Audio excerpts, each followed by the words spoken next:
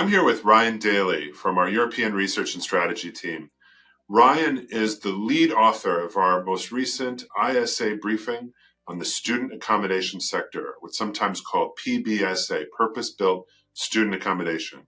The report looks at that sector in Europe, but also draws some comparisons for the prospects for student housing elsewhere in the world. Now, PBSA is one of our top picks for new investment in Europe this year. Ryan, why is that? What are the key pillars of the case for student accommodation in the UK and Europe? Well, there are a couple of factors why that's the case. Starting off with the demand factors, we've seen continual growth in student numbers in recent years, and a lot of that is due to the positive demographics.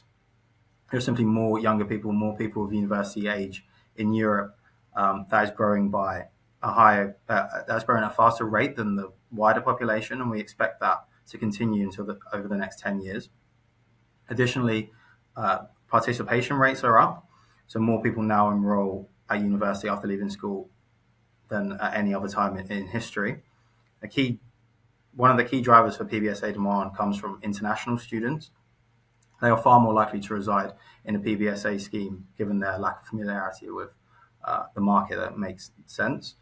International students have risen far more quickly than domestic in recent years. So in terms of non-EU students studying in the EU, that's up by 30% over the last 5 or 6 years. And in the UK, it's up 60%, people studying in the UK from outside of Europe.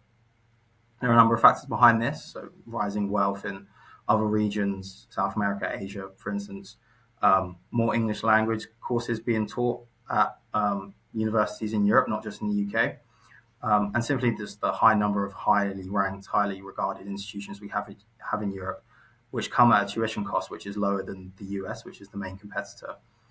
The other factor that makes the sector so compelling is the supply picture. So Europe has a long-standing shortage of housing, simply not building enough houses to keep up with demand. And what that has mean is that many major cities are suffering from undersupply, and that is limiting students' options for accommodation, which has in turn driven very high occupancy and rental growth in purpose-built accommodation.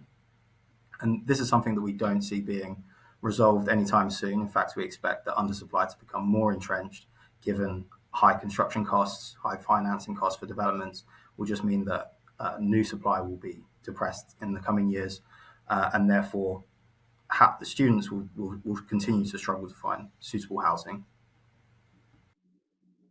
So this link to the broader housing shortage in Europe, because students obviously could live in student accommodation or they could just live in the general rental market.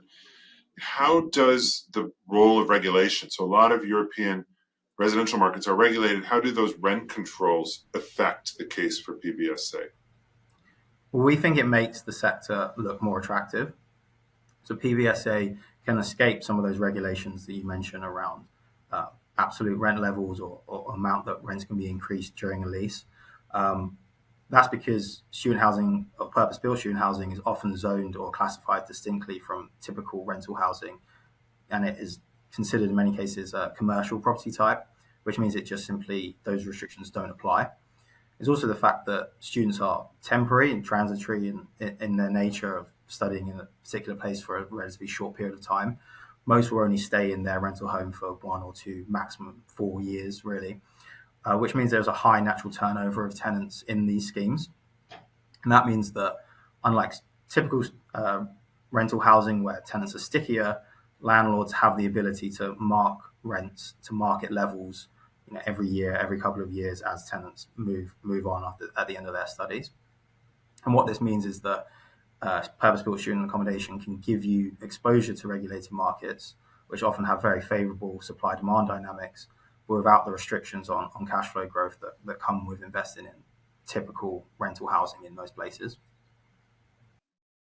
Right. So student accommodation is a proxy for markets that have these regulations, and particularly relevant as a way to get access to that underlying growth, given that we've had spikes in rents and inflation in the last couple of years.